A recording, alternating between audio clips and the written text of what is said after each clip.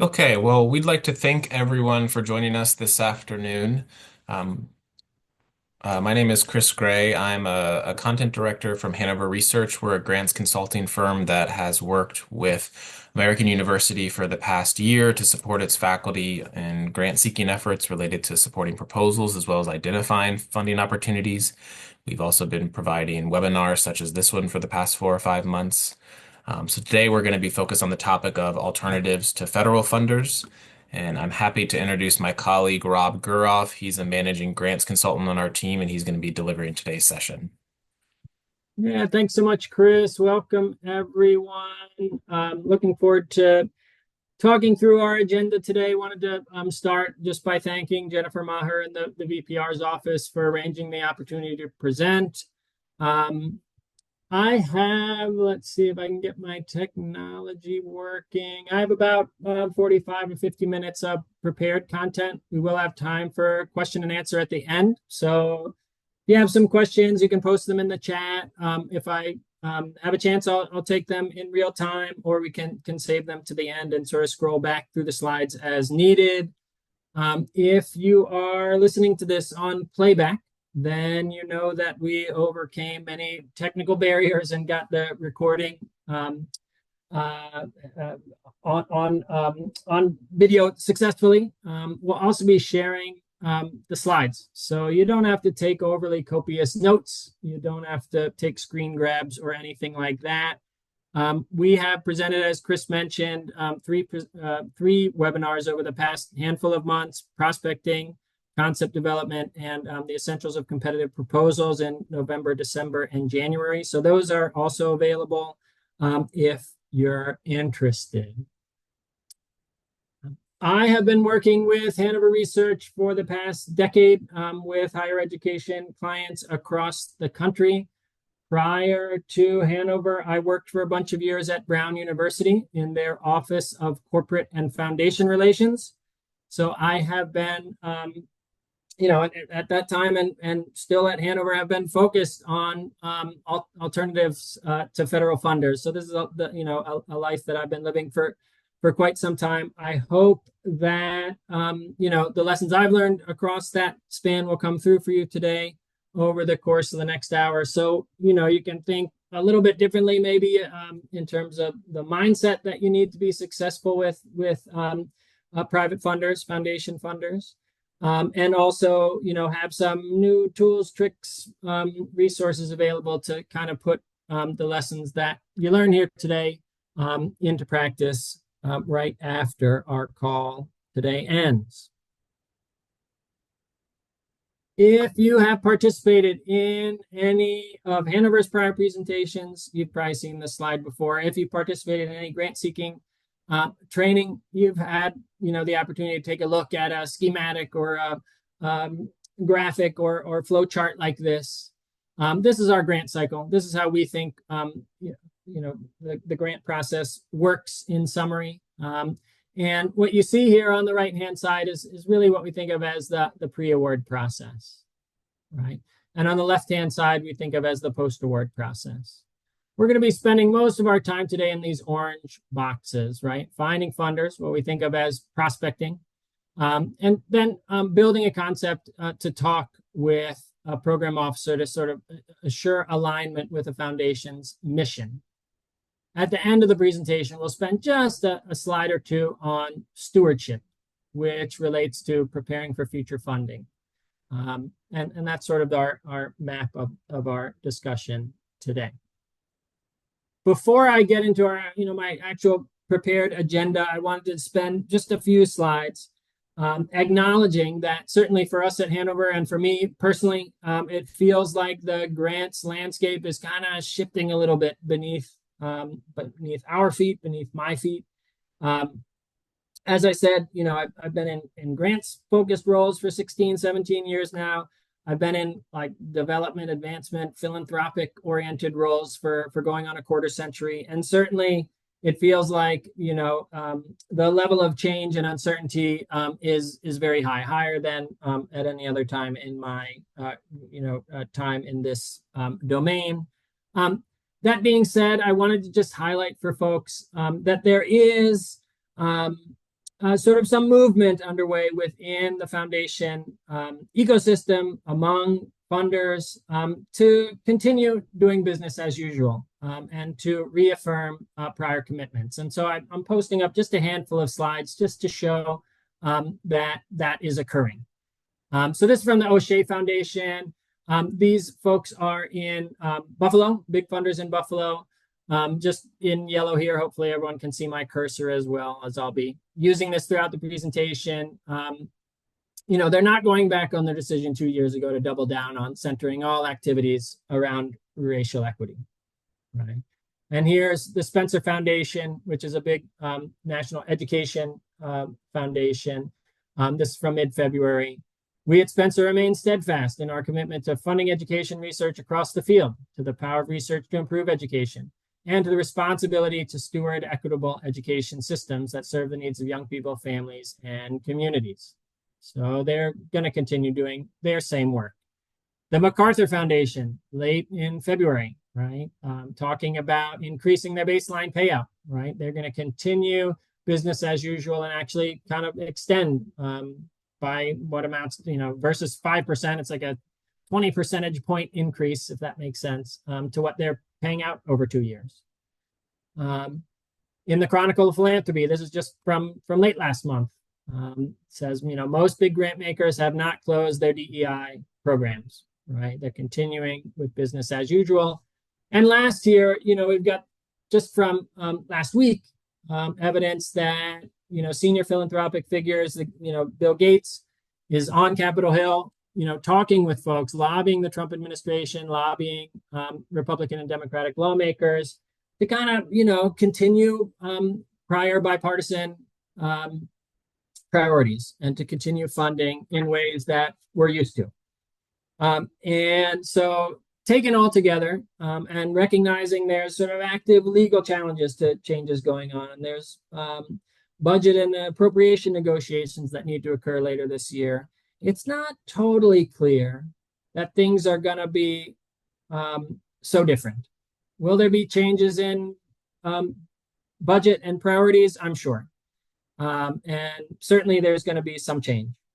But what we would have you think about is that, your priorities as grant seekers should, that we would maintain those, that we would, try and, suggest that you prepare yourself for a future that will be different, but you want to put your best foot forward. You want to deepen your networks. You want to continue to pursue your research and education and outreach aspirations. And that will position you for success even in a changed landscape. So with all that said, let's dive into our planned agenda here today. I'm going to talk a little bit about a mini campaign for your work and developing a mini campaign around the work that you do and have done. We'll talk about building trust as kind of this critical element that plays a bigger role in the foundation landscape than it does with public grant makers, with sort of federal grant makers especially. We'll talk about the differences between foundations and public grant makers. And then I'm going to lay out a foundation taxonomy so that when you use research resources, kind of at a gut level, at a glance, what you are seeing when you look at a foundation website or you look at their mission statement. You sort of can place them within the ecosystem. And then kind of the last third of the presentation will be around networking strategy and the types of steps we would suggest you take to deepen your network among funders in the field. And then, as I said, we'll have time for question and answer at the end. What I want to start out with, I talked about sort of the mentality that successful grant seekers in the foundation landscape need to have.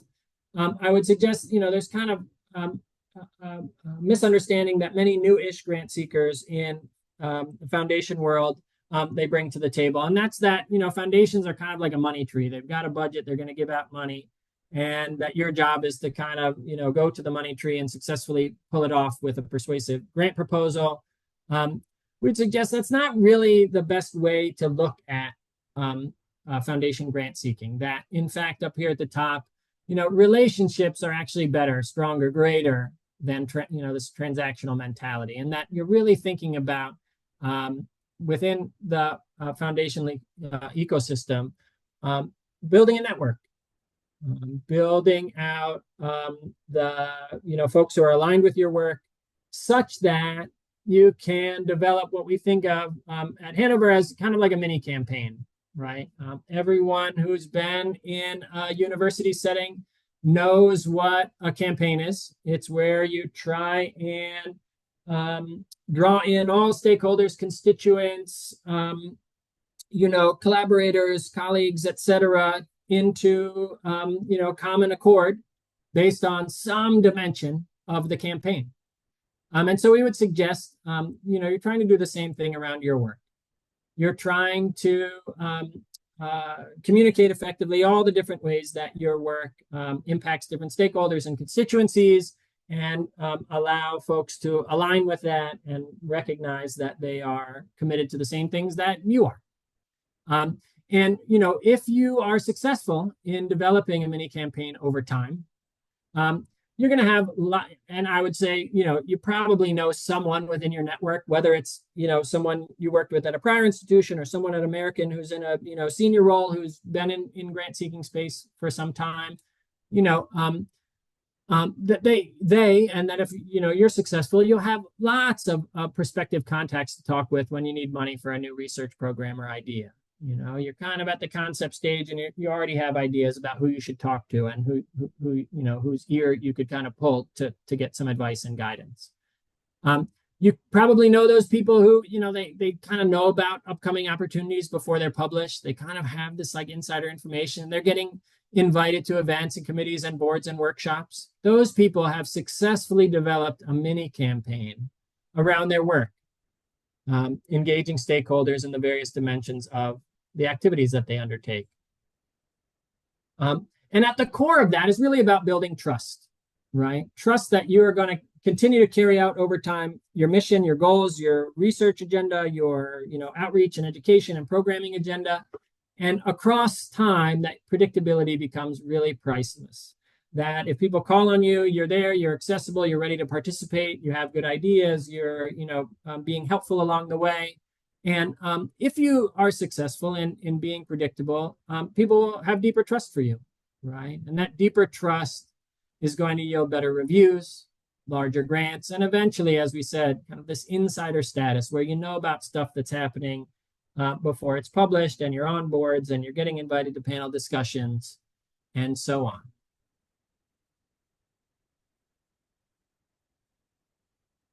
This is different, right? You can kind of feel this is already different than what federal grant makers are doing, right? You're not necessarily trying to establish rapport and relationships with federal grant makers. And that's because they're just different from foundations, right? So federal grant makers, they get their money from taxpayers.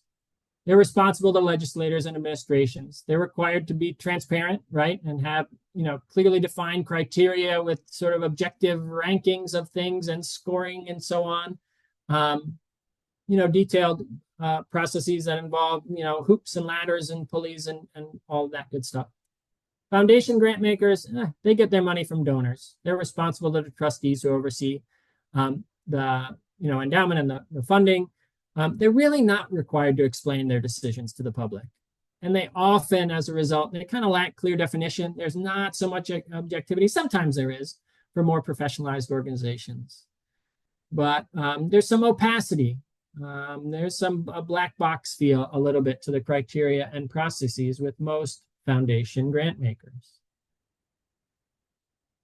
And beyond that, each foundation is unique, right? They all have money, and they're all required to give some away each year, right? I think 5% on average across 3 years is the rule, if I'm not mistaken.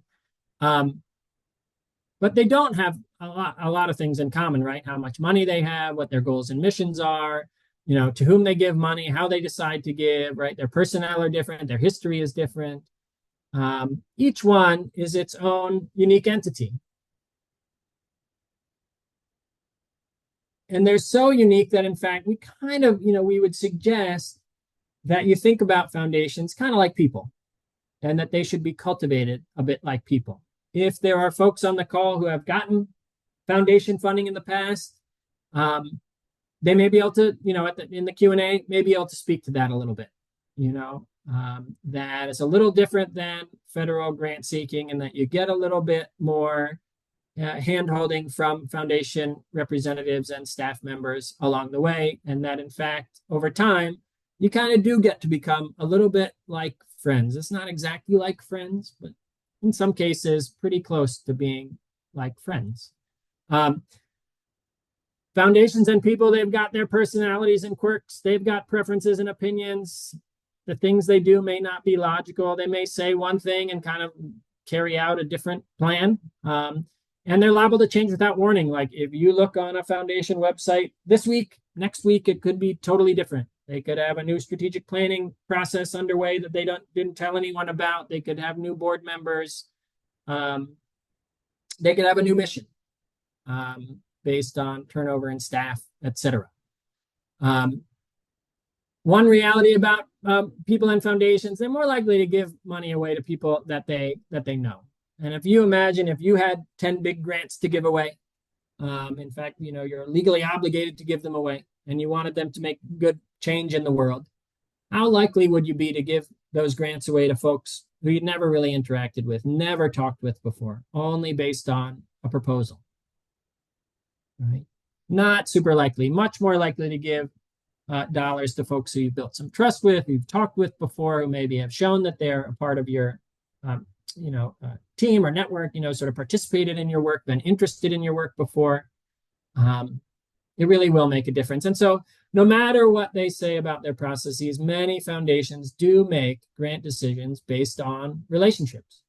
And so you really need to keep that in mind as we move forward today and think about the different types of foundations that are out there. But before we get into our, what I'll call our taxonomy, Hanover's taxonomy of foundation types, I want to just highlight that there are resources available to you. We back in November provided a prospecting webinar, which I assume you can contact Jennifer about to get the recording.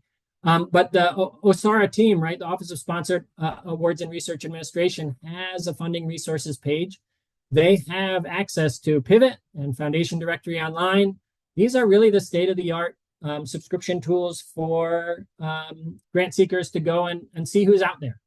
And they also have these curated funding opportunities listings. So you can talk with OSARA and check in about what resources they may have to get you either trained in the use of these tools or provide you with reports of funders who are active in your space. When we share the PDF of the slides, this link will hopefully be live, and you can click there and get to this page, or in the background during my talk.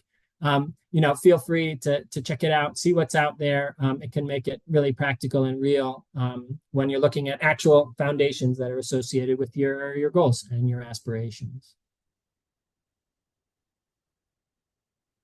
But so let's talk about our sort of taxonomy here. We've broken foundations, the foundation ecosystem, into 3 big categories, but then, underneath sort of like 7 little groups. The big categories are family foundations, corporate foundations, and mission-driven foundations. And it's sort of from left to right.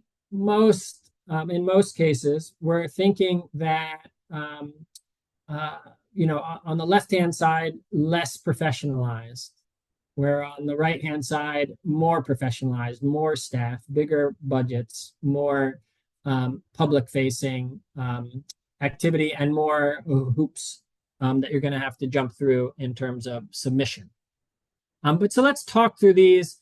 I've got a couple slides each on these on this taxonomy to sort of get your feet wet, and so that you again, when you are taking a look at foundations online, you kind of like look at their website just at a glance, you'll be able to fit them maybe into one of these buckets. So you can think about quickly what type of strategy you might be expected to use to engage with them. So family foundations, I had to throw in, something for, throw in the Weasleys here for any Harry Potter fans. Um, let's see. So for family foundations, we kind of break things into private and public um, uh, type um, family foundations. We've got on the private side organizations they're kind of introverted, right? They've set up their foundation to fund causes that are of interest to their family members, but they really aren't saying much about themselves publicly. This would, you'd come across them in foundation directory online, and there really wouldn't be like a web presence, out there for you to dig into them. There'd be some information about who to contact and so on, but mainly from like tax forms that they file. Um, really, what they want to do is they want to support their friends, and if you want to cultivate them, you're going to have to kind of become their friend. That being said, it's not going to be easy. The most natural thing to do would be to kind of like reach out cold to say, hey, I see you funded X before, and I'm interested in X. But that's kind of like knocking on someone's front door. And even when it says kind of like no solicit, there's a sign that says no solicitors. Um, if you are committed to reaching out to a private family foundation, better to try and engage a prior relationship or get an introduction from somebody who's been awarded previously, so that they might be able to, offer a sort of warm handoff. Um, um, Also, might be better to not start with a sort of proposal and ask a concept paper right away. Some thought that might work, although this is probably a stretch, right? I thought you might be interested in this work, and if so, I'd be happy to arrange a time to discuss it with you, right? To sort of share some information that they may be interested in and see if they bite. But private type family foundations, probably the hardest, most closed type of funder that you'll come across. Public type family foundations, they're different, right? They're extroverted. They want to be leaders in their community. When you go to their website, usually they're going to have a website. They're going to have a picture of their family, or they're going to have a picture of someone, from their organization speaking at a community event. They're going to hold events and participate in community activity. If you want to cultivate them, right, you're trying to get ideally introduced through a mutual connection. But we would suggest that again, you want to engage them in a relationship. You don't want to just ask them for money and, give them an opportunity, to fund you right away. One of the oldest adages, maybe the oldest adage in philanthropy, is, if you want money, ask for advice. And if you want advice, ask for money. And so what we would suggest is, you're trying to engage them in a shared mission, in a collaborative effort, in participation in your work, and trying to participate in helping them to be successful. So key tips to consider: emphasize connections, name drop a little bit if you can. Like if there are groups that or individuals that who are doing great work that they might like to be connected to, you can share that. And you do want to, if you can, put them on a pedestal a little, make them feel important, show that you understand and respect their leadership role and their aspiration to make big change in the community, and invite them to functions or activities where they can enhance their leadership role, whether that's a speaking engagement or some recognition event, etc. I wanted to, look around the DC area a little bit for like what a public type family foundation might look like. The K-Fritz Foundation came up.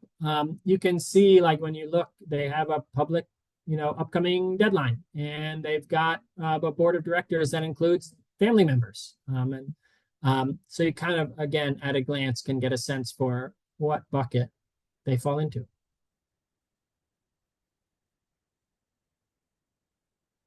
Corporate foundations are one of the big categories that we are interested in terms of alternatives to federal funders. You can see that corporate foundations use their corporate logo, and then typically just kind of append the foundation underneath.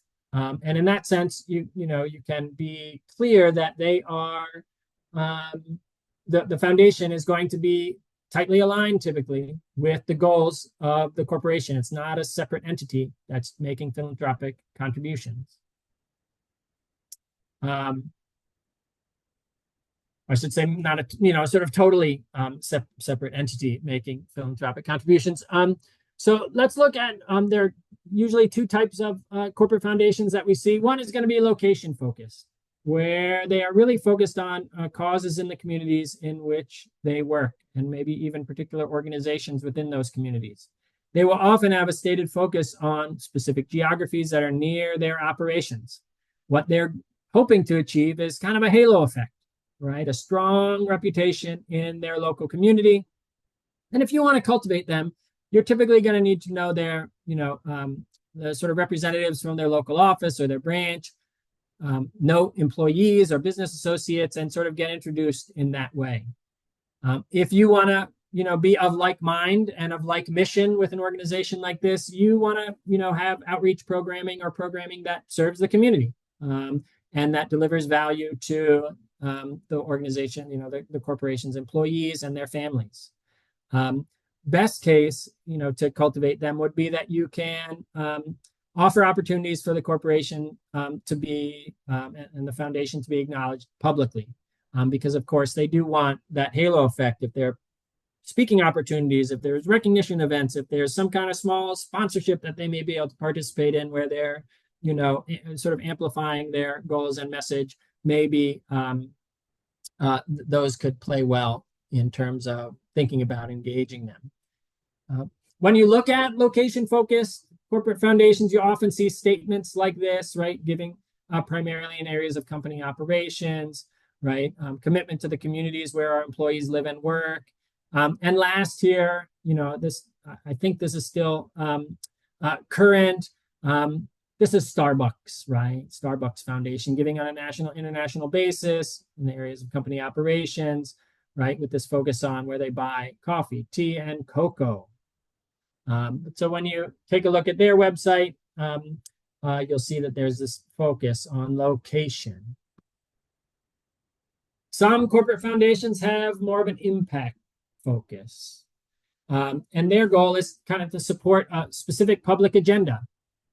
If you want to engage them, you're going to need to be of like mind, of like mission, and help them propel or foster their public agenda. Their goal, again, is sort of that halo effect to build their brand in terms of advancing a specific agenda. They're often interested in producing an annual report that rolls up impact metrics. Sometimes it's called a corporate social responsibility report, CSR report. And so if you want to play in their space, your project will need to yield impacts that can be quantified and that can be rolled up into that report. If you want to cultivate them, best case is, staff, leaders within the organization, but certainly because they're sort of publicly facing and extroverted, you can use the application process, engage with program officers, and so on. Key tips, of course, this quantitative impact is key. Clear and effective evaluation and dissemination, right, to sort of highlight the group's participation in your work. And last but not least, right, opportunities for branding and publicity, because again, they're interested in reputational benefits from their public activities. Caterpillar Foundation is one that they actually have a range of sort of missions here, and we can talk through them really quickly. These two, right, create a workforce of the 21st century and strong and resilient community infrastructure.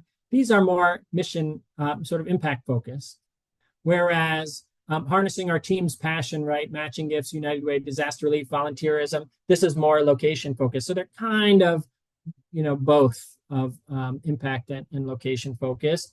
But these are the types of programs that in the impact focused space, you would be trying to connect with them about.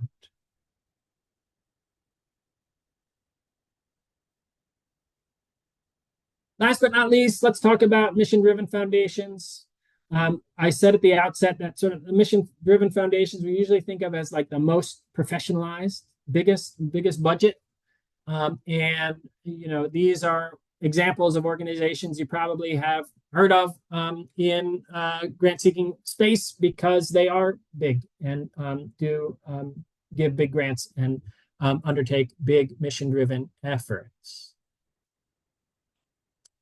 The first of the three groups is location focused. I'll just reiterate for mission-driven foundations, we think of location focused, impact focused, and then research focused comes last. For location focused mission-driven foundations, we often think of these as like community foundations. They're very professionalized. The location is often like very prominent in their name.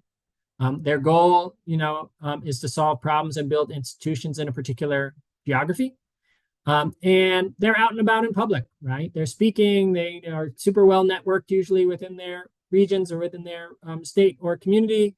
And so, you can meet them in person. You can go to events that they host. You can invite them to your own events or create opportunities for them to visit and learn about activities either at American or at your partner locations. If you want to get in their good graces, your goal through your proposal will necessarily need to show that, you're having positive impact on the people and institutions in the target community. We did want to note here that many community foundations have what are called donor advised funds or DAFs. These are kind of like really small family foundations. Typically, they lean to the private side, right? But so building connections with community foundations can also lead to relationships with families that may have donor advised funds that are interested in the work that you do. And this just speaks to the networks that community foundation representatives and leaders often have. I pulled, the Greater Washington Community Foundation is one that's, gives away lots of money each year. You can see right at the outset, they're focused on this sort of community impact. They highlight right on their website which communities they're interested in. And you can see here, you can sort of scroll through what they're most proud of and the sort of activities that they promote and foster through their grant making. Impact-focused, mission-driven foundations. These are typically large professionalized organizations that are trying to pursue some specific societal mission, right? Their mission, the social benefit they're trying to achieve is often front and center. Sometimes it's in their name, not all the time. But their goal is to achieve a specific outcome or solve a particular problem. And, the way that they're operating, because they're, typically with big budgets and they're professionalized with large staffs. They can engage with leaders in the field. And so if you want to engage with them and cultivate them, you're going to need to position yourself as a leader in the field or to have a team that sort of is doing field leading activities. To cultivate them, you want to, publicize your work, build your publication history, build your reputation, attend national conferences where, representatives will often attend in particular interest areas. And if you can, if you have aptitude in this space, of course, networking on social media, highlighting your successes, promoting your work. You're going to need, for most of these funders, you're going to need to be an expert or a leader in the field with experience sort of implementing projects that are of the scale that these types of funders are going to be interested in, right? And innovation, originality, novelty, those are, all going to be features of programs that these types of grant makers will be really interested in. Having far-reaching impact is within a particular impact area is really what these types of funders are looking for. An example here is kind of the Ford Foundation, right? They talk about they're at the front lines of social change worldwide. They're talking with leaders in a variety of spaces to make social change, to make gauges move across the globe. Last but not least, mission-driven, research-focused foundations. These folks are really focused on a particular research topic sometimes, or multiple research topics. Their goal is to advance the field, or to solve a particular problem. And again, they're going to know leaders in the field in these particular interest areas. Oftentimes, the natural way for these sort of professionalized organizations, these are like the closest we get to within the foundation landscape to federal funders. They're going to have hoops to jump through, and usually well spelled out application processes, letters of intent, letters of inquiry processes that you'll need to pursue.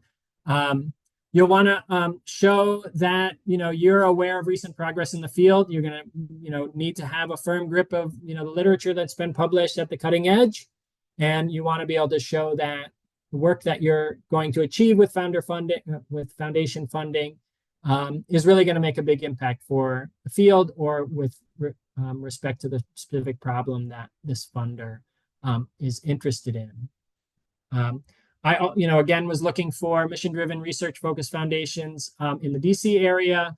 The Weiss Foundation came up, and you can see here they've got this community's focus is kind of like a location-focused interest. This seems more like an impact-focused interest, but here they talk about solving some of the world's most pressing problems, groundbreaking research to shift paradigms. This discovery component is, shows that they're, interested in research. If you don't know, I think his name's Hans Hord Wyss, is a entrepreneur in biomedical field. And so they may be interested in those sorts of spaces. Right down here, medical exploration. They're giving away a bunch of money, right? $62 million a year. Good money that they're giving away. And they're kind of right around the corner from American. So it could be a place to consider if you can find some mission alignment. As I said, I wanted to spend I've got about 10, 12 slides here on the networking steps that we would suggest you pursue in terms of engaging with foundation funders. Got another, cycle here that you can consider. First stage is really about strategy, right? Thinking about the steps that you're going to need to take to engage, to cultivate them, whichever funder it may be. And so usually what we would suggest is, you're assessing internal connections in history, and you're considering the best approach to sort of make an entrance, to reach out. In the cultivation step, you're using whatever targeted communication strategy you've come up with, as well as, again, here, trying to think of ways to be helpful, to establish rapport, to build trust. At the bottom, you're developing a proposal that aligns with grant maker priorities.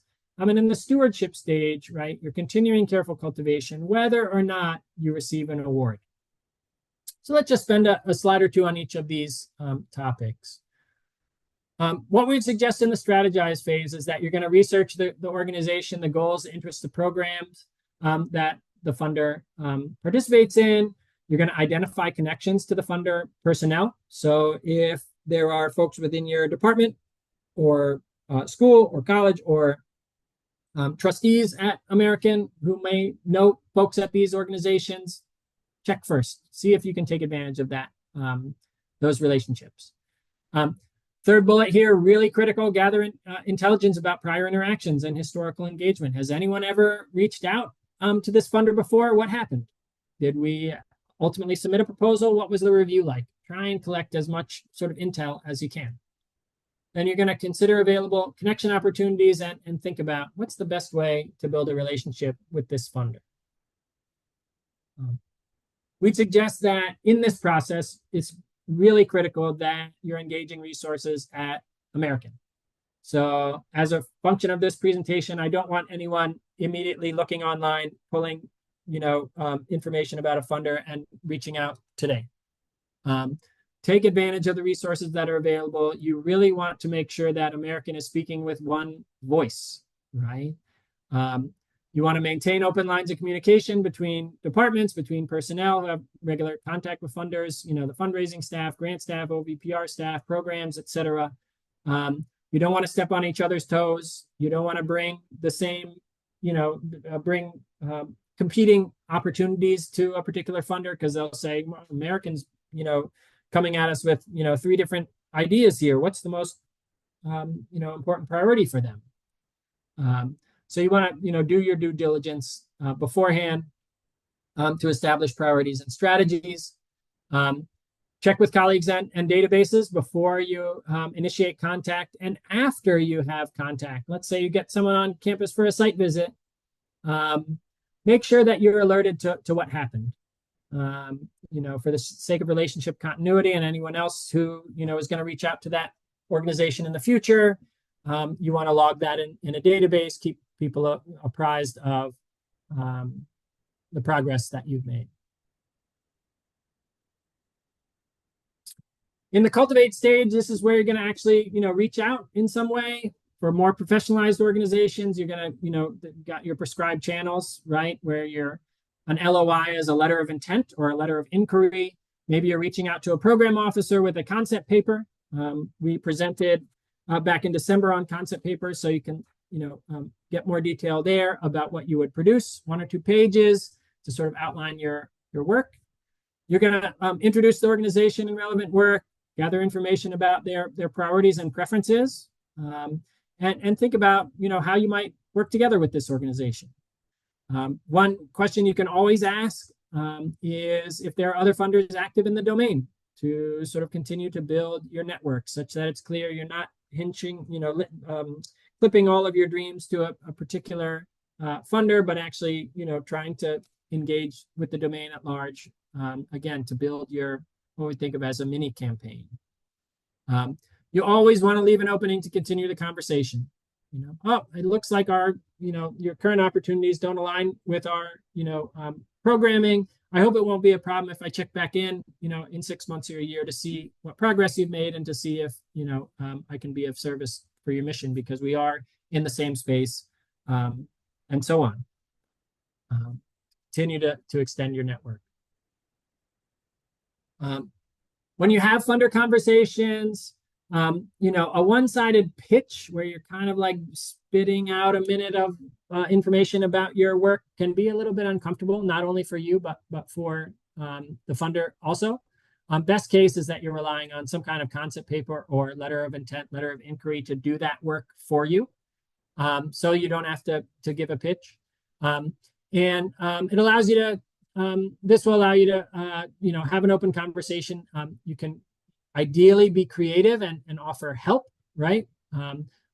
Asking for help, maybe that doesn't involve money to extend your network, to provide resources. Can you extend an invitation where they come on campus and talk about their work with students? Can they provide can you or they provide new information about the funder's domain, right? Can you sort of share and brainstorm about successes and new ways forward? You do want to make sure that you are clarifying what your particular niche or angle is, right? You don't want to leave the conversation so open-ended that, they aren't, connecting you in their Rolodex with, what's happening? My Teams is rebooting. Sorry, I can't see my slides. Give me 1 second. Is this going to work? Okay, there we go. Sorry about that. You want to make sure that they're connecting you with your key goals, such that when you contact them again in 6 months, they still say, "Oh, that guy Rob and his focus on X." At some point, if everything goes well, you're going to make your ask. Based on the interactions you've had with the funder, you are going to identify a specific project. You want to confirm the project scope and fit with the funder. You want to, run this particular project by the contact, ask for feedback, make sure that the scope and the type of funding, the amount of funding that they're going to be comfortable providing is appropriate. and ensure that the time period, the grant term is appropriate as well. After all of that, and you've sort of taken in their input, then you're going to build a proposal to match with the expectations of the funder. You're going to clarify any guidelines and submission processes along the way, right? You've left that conversation open so that you can connect with them again as needed throughout the proposal development process. And you're going to make sure that you're, integrating their input into your work as you develop the proposal. Now we're in the post-award phase, right? If you receive a decline, you're still going to steward the funder. You're still going to cultivate them. You want to read between the lines. Why was the grant declined? Did the funder provide feedback? If not, you really need to, take the opportunity to ask for feedback. It may not, for some foundations, be on paper. You may need to have a conversation with your program officer about it, but this is a way to deepen your relationship, to learn more about the institution's goals and mission, and to build a better proposal in the future that, again, aligns with their goals.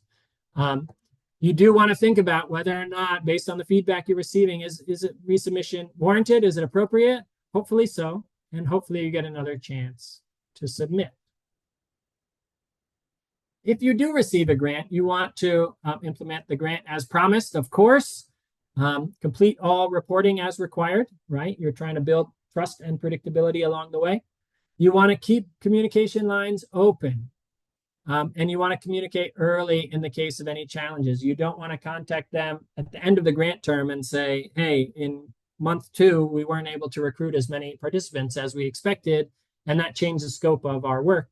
You want to contact them in month 2 and tell them that you're having that challenge and make sure that you are making adjustments to the project that they would deem appropriate. Throughout the project, you do want to continue cultivation. And in that regard, we'd suggest that the formal reporting expectations are really the bare minimum. If there are opportunities to send updates, you don't want to send updates ad nauseum, right, where someone is kind of tired of hearing from you. But if you have a publish an article or a publication or some, photos of an event, big milestones through the project, you can alert your program officer about that, especially if it was funded, in part by their organization. Definitely in the second bullet, especially with, like we talked about, corporate foundations and so on, find ways to involve the funder in project work. Can they participate in advance? Could they make connections for you? Could they, are there ways that you can think about helping the funder kind of own the project and be a part of it? Oftentimes, they'll be happy to take a role. If there's an opportunity for a site visit, it's a great way to not always be interacting mediated by the computer, but to have them, on campus, to see students, to see your program, to see the outreach activities you're doing, and so on. And last, in terms of stewardship, make sure that you're, taking all opportunities to say thank you. You can consider any naming opportunities that may be associated with their work. If assuming that they allow you or propose it, you can use their name or logo in publications on websites, etc. And if you have events, announce your thanks there. If they would like to be low key, of course, respect their wishes. My last slide here is just to say that if you're doing things well and you've got your mini campaign running, you're going to have multiple of these sort of discs, these grant cycles running simultaneously. And it's often great to have some kind of spreadsheet that keeps you alert about the status of various relationships such that you can be predictable. Check in 6 months when you said you were going to check in 6 months. Follow up about people's projects because you've taken a note of it, and so on. And I lied. I have actually, sorry, one more. Here is just to say, even in the context of our changing landscape at Hanover, we're really focused on prioritizing relationships, not this sort of money tree approach when it comes to foundations. So the patient long-term approach is really the savvy way to engage funders, to build your network, to attract support for the good work that you and your colleagues at American do. And this is the way that the funding landscape is going to progress, given sort of the uncertainties of federal decision making at the moment. Thanks so much, Chris. I have a slide here you were hoping to just talk through briefly. Yes, before we dive into any questions that people had, I just wanted to highlight some of the services that are available to AU faculty through the university's partnership with Hanover. So this slide provides a quick overview of the different ways that we can support you in your grant seeking efforts. So I'll start at the bottom actually of the slide and talk through starting with prospecting. So that's where we can help identify funding opportunities for your particular research interest or specific projects that you're seeking to fund. We can provide consultation support if you're in the early stages of evaluating a particular funder or developing a project concept for a particular funder. And then lastly, we can provide support on actual proposals for you. So if you have identified a funder and are working on a proposal, we can have a grants consultant like Rob or other grants consultants on our team provide prescriptive feedback and edits across your proposal.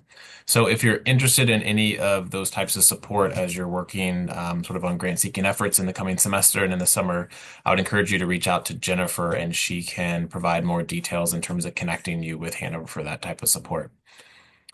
So with that, we're happy to use the remaining time to answer any questions that you have about the content that Rob covered during the presentation. Yeah, thanks, Chris. Saw one note in the chat, just with a thank you. Yep, for sure. Happy this is what we do day in and day out. So happy to talk through this work. Any other questions, comments? Oh, good question. I think it's from probably Dr. Francis or Zephy. In a concept paper or project overview document, should I include the amount of money needed to fund the project? I would say in most cases, it's really helpful. If you have built a budget at the concept stage and you have a rough number, it can really help to show that you have done your due diligence, that you know where the checks are going to be cut and where those dollars are going to flow. And if it's well aligned with a particular program that you're hoping that the funder offers, that can be a sign that you are thinking carefully about the most appropriate sort of project scope and so on, and generate some, build trust as we've talked about. For many new-ish grant seekers, talking about money is uncomfortable, but this is for foundations. This is what they do. They give away money. That's what they're organized to do. That's their mission. So it's okay to have dollar signs in those initial documents. I hope that was helpful, but feel free to follow up. From, I guess, Dr. Sodani, let's see. If a funder had a way to submit a letter of intent, but also fund projects they find and choose outside of the competition, do you recommend to try and connect with them and submit an LI? Interesting. Yeah. So if they have sort of a submission, application acceptance and review process, but also more of an informal process, I would suggest if you have good connections there, take that route. See if that's appropriate. What you would usually end up hearing from them is, in most cases, what we experience is, this sounds great. I'm really interested in it. This sounds like a good connection, sort of clear connection to our work. Why don't you go through the formal process? I'll be involved in that process and can try and sort of shepherd things through, right? Ultimately, the board is still the board is usually the one who's still going to stamp things with approval. But having those early conversations and seeing what sort of informal processes may play out is great. I would say those informal processes usually are reserved for folks who have like a long-standing relationship. The trust is built. They know who they're funding. They, do we need a proposal from this person? Well, they've carried out $2 million of grants for us already successfully. We know the team. We've been on their campus and so on. Does that help? Sure thing. Thank you for the question. Just scrolling here. Okay, let's see. I'm seeing from Sarah. Are there ways to tell about the flexibility that funders offer for projects? For instance, community-based researchers may find that the project they started changes throughout the process because of the emphasis on garnering feedback and adapting to community needs. Yeah, so that's interesting. So um, so let's see. So there's a push and a pull in most grant seeking efforts. You want to show that you have a clear path, that your funding, that your proposal is going to be feasible, that you have fully thought through the plan A, but that you also have kind of like your plan B thought out also. Um, that being said, for many community engaged funders, they know that part of the goal is information gathering. Part of the goal is to have stakeholders invested and involved, and they're not going to be invested if this is sort of a top-down effort. So you'd want to, I think, talk with the program officer up front about your intention to include those elements, and that um, uh, sort of you're ready to be flexible. I would suggest also if there are sort of like major changes within the proposed, the plan of work as a result or scope of work as a result of the input you receive, connect with the program officer again. Hey, this is what we expected to find, or here's the range of things we expected to find. And hey, what we're actually finding is way outside of scope. Can we have an open conversation about how we're going to carry this out? We don't want to spend the money in a way that's, uncomfortable for you or, you didn't expect, and sort of make sure that, eyes are um, uh, met, and that everyone's expectations are achieved through the project. Usually, I would say, so just to get back to the question around, are there ways to tell? Oh, are there ways to tell about the flexibility that funders offer? Usually, they'll kind of say that straight out. You may also see that in prior awards if they sort of show you who's been funded in the past. And you can, one way in terms of building your network that can be helpful, in terms of like gathering information about funders, talking with prior grant recipients is a great way, right? Hey, how did this work? I see that you had a big community engagement component. How much did you integrate that in your proposal planning? How much did you integrate that into the implementation? And they can tell you, well, we were hand in glove throughout with the foundation staff and they guided us along the way. Or they didn't really care how we spent the money, right? And so you get a sort of sense for which way the organization leans. Does that help, Sarah? Yes, Sure thank thing. you very much. Sure thing. Sure thing. Scrolling down here. Okay, aside from leveraging connections, gathering foundation information, what are some general ways we can stand out in this process? So I think some big ways to stand out in the process certainly relate to your own reputation, capacities, skills, and that of your team. More publications, more preliminary data, more successful programming and outreach, bigger impact, speaking at conferences, bigger network. We talked a little bit about sort of like name dropping. That can actually help in some cases, who you're trained by, who you're connected with.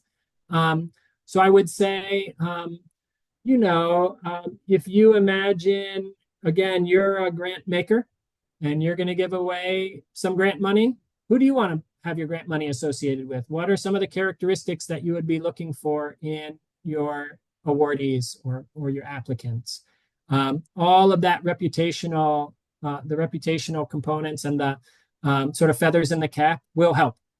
So your CV, you got to have that be strong, prior experience strong. Those are the ways that you as an applicant and your proposal will sing a little more loudly than others in the stack. Cool thing. Thanks for that question. Just looking through in case I missed anything. I think we're at the end of our time. Chris, anything else you wanted to mention? Or I guess I just thank the team and welcome. I can put here.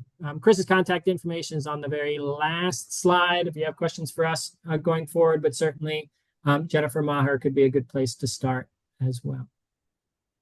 Yes, so thank you all for joining. We'll be sharing these slides and the recording with Jennifer after today's session. So if you're interested in accessing those, touch base with her and she'll give you those materials. So thank you again for joining us today.